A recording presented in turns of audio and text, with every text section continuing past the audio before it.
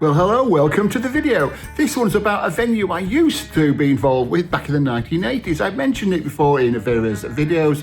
It is, of course, the Cricketers at Kennington Oval. And what happened was, I was in London last week to have my eye looked at Moorfields Eye Hospital, and they do a wonderful job, by the way. I'd heard that the Cricketers had been knocked down, demolished. So I thought I'd go down and see what it looks like now. So this is what I found. Here we are at the site of the old Cricketers pub at Kennington Oval. It's no longer there, but they have left the sign though, which is a very good sign, isn't it? Let's walk round and see what else we can find. Can we see in? Because there's nothing there from what I can see. Hang on, can we see through here?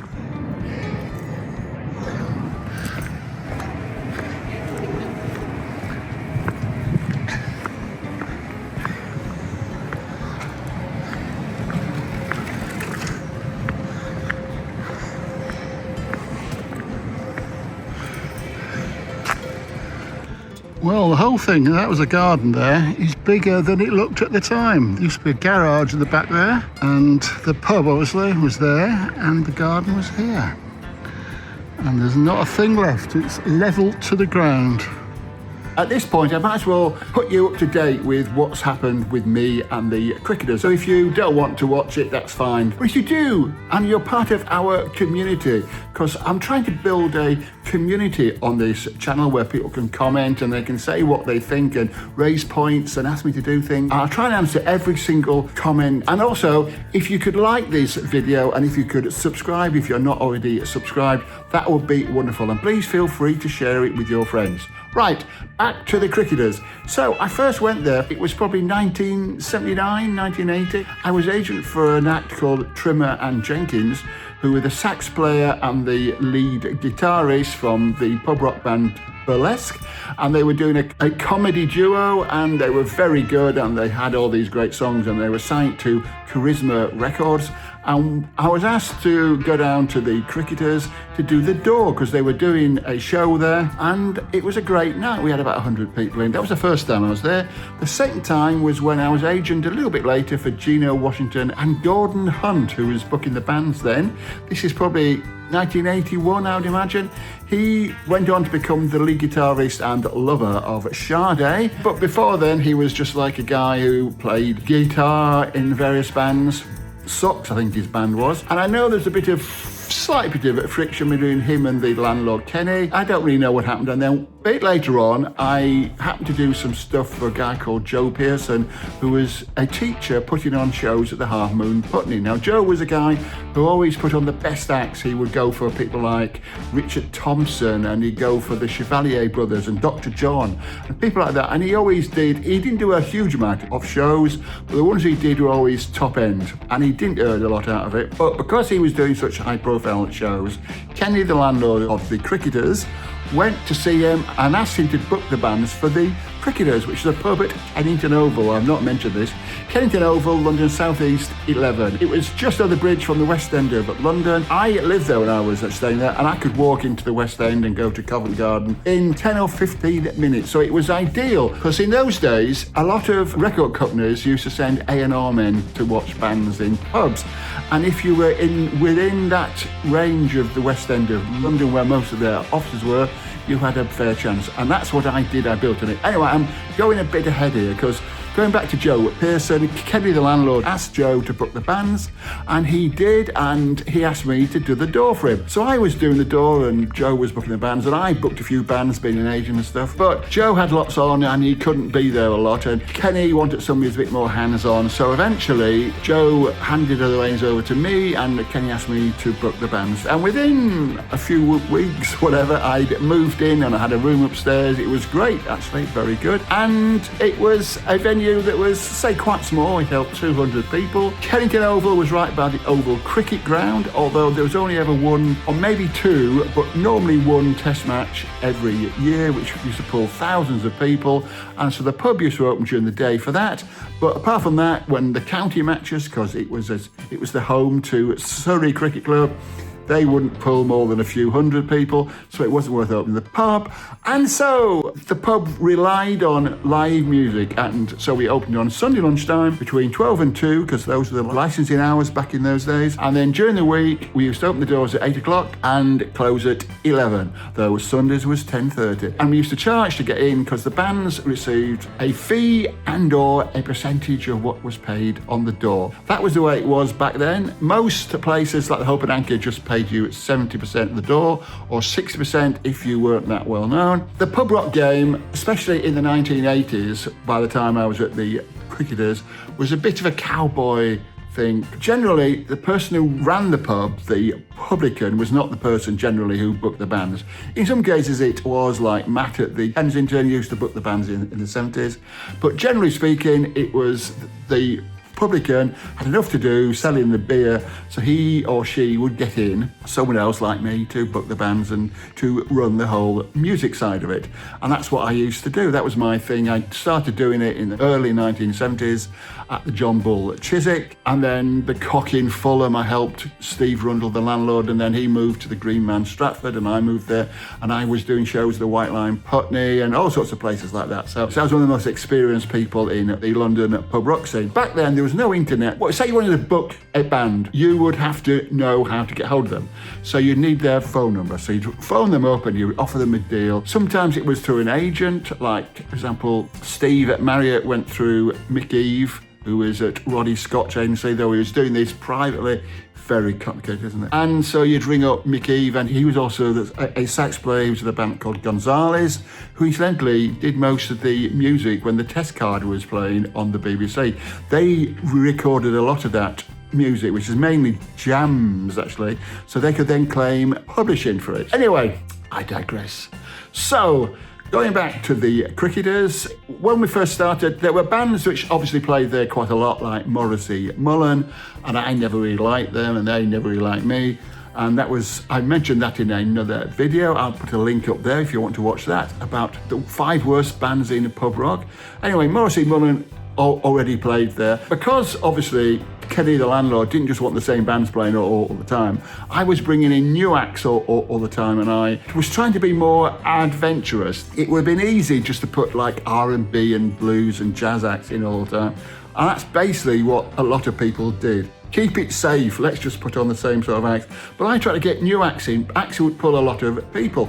And I tried to get it on trends and things, and also specials, because by this time, it had become normal for people visiting American artists and the larger names here to play in pubs. Because before the late 1970s, you would never, there was a stigma attached to playing in pubs. So Georgie Fame or whatever would never play in pubs in the 1970s, not unless it's a jazz pub or something and he was like a regular there. But generally speaking, playing in a pub rock pub, he wouldn't. I mean, if Georgie Fame wanted to play in London, he'd go to the 100 Club, or he'd go to the Dingwalls or somewhere like that, the Music Machine or whatever.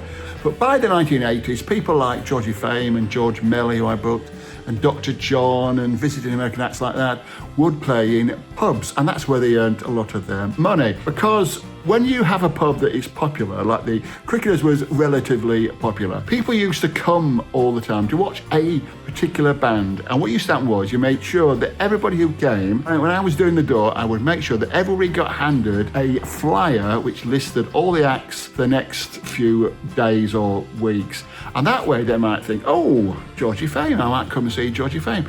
And the other way you get people in was listings in Time Out was the big one by this time. Time Out had been started in the late 60s by Tony Elliott, who I went to work for after the Cricketers closed. It was basically a listings magazine, where to find the best food, where to find the best bands, where to find the best this. During the 1980s and 90s, developed into a more general magazine for London, and he expanded throughout the whole world. If your listings weren't in at Time Out, even though it might be in Sounds and the NME and the Melody Maker, you would probably have half the number of people. And sometimes it just happened that somebody made a mistake, or you've got to send it in. Because the Time Out was so important, I didn't leave it to chance. I dropped my listings in by hand every week on the Friday or the Thursday or Friday before because they used to do the listings on Monday and Tuesday, and I'd go and see the receptionist, who was a lovely gay man called Michael, who I got to know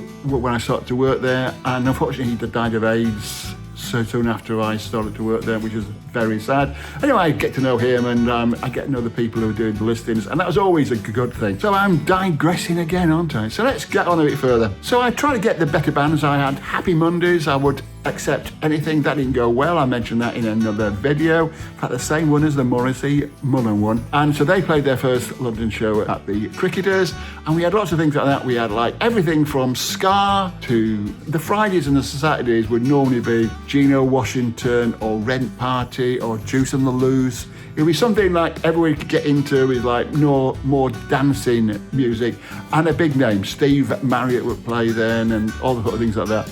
And then on the Sundays, for some reason, it tended to be jazz. I don't ask me why. Or I tried to do rock and roll on Sundays, and that didn't go well. But so I tried everything. People like Paul Ronan, who was like an independent promoter, used to come down and do more extreme things on a Tuesday night, as I recall. And we had people like Eric Hans who used to do stuff, and it's like all very, but I was in charge of all of, and I had something called Rebecca who was helping me, assistant who used to go through all the tapes, because we used to get sent literally hundreds of tapes. And a lot of the bands sending you stuff, I can understand their frustration, because we always got more cassettes than we could actually put on bands.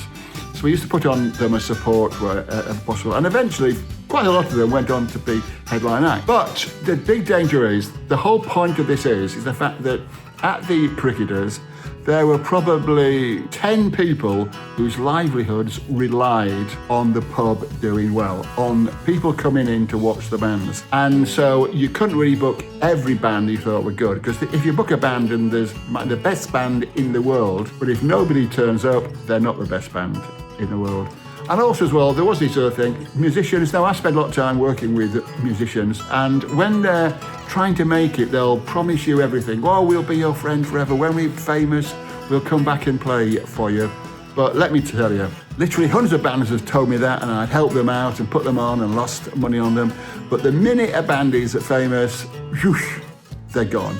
The only ones who came back, which again is like a bit dubious, because I was involved with the Pogues early on. I was like trying to be their manager, and in the end they chose a guy called Frank Murray. And so to pay me off, Frank suggested pay me off, in inverted commas, because I did do a lot of work for them and I did help them up the ladder.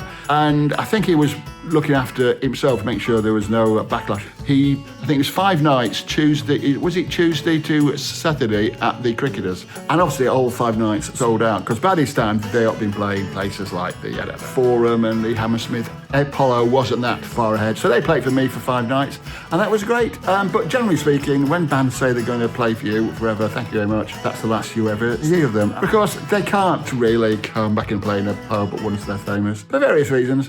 But anyway, so that's what happened, and then it all went horribly wrong, because I've said this again in another video, and people argue because it's a political thing, but it's not a political thing. What happened was that Margaret Thatcher's government in 1990 brought in a thing called the beer orders, because it was perceived that breweries basically owned the pubs. And the way it worked was breweries owned the pubs, and they sold beer to those pubs, and so they could charge them a very low rent, or a workable rent, so they didn't lose out on, obviously, breweries were making millions, so they didn't lose out. But at the same time, that person who was had a successful pub selling lots of beer was earning from that, plus well, they weren't paying a lot of rent because blah, blah, blah, whatever. And what it was perceived, the Conservative government perceived the breweries had too much power.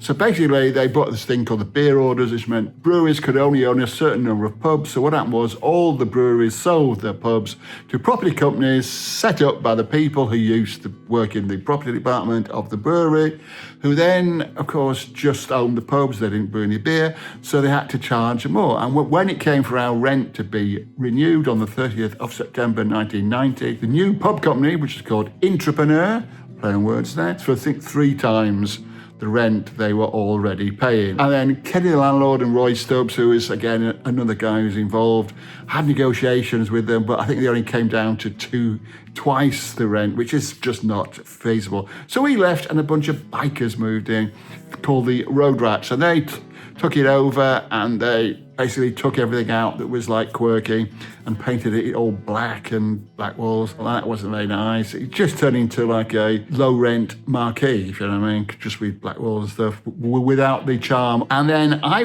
moved just a few hundred yards away, and I was going to local pubs hearing, oh, those bikers are after you. They think you're... So anyway, I heard this so many times in the cafe, in the pubs.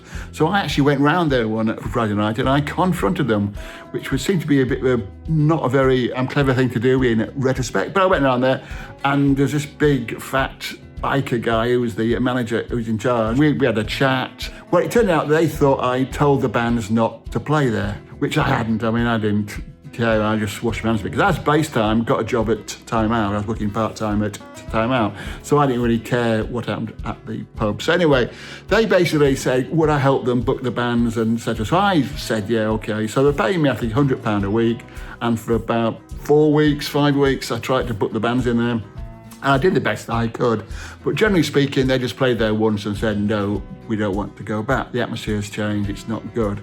And plus, well, people who were supposed to be going there, unless you were a biker, you just felt threatened or intimidated.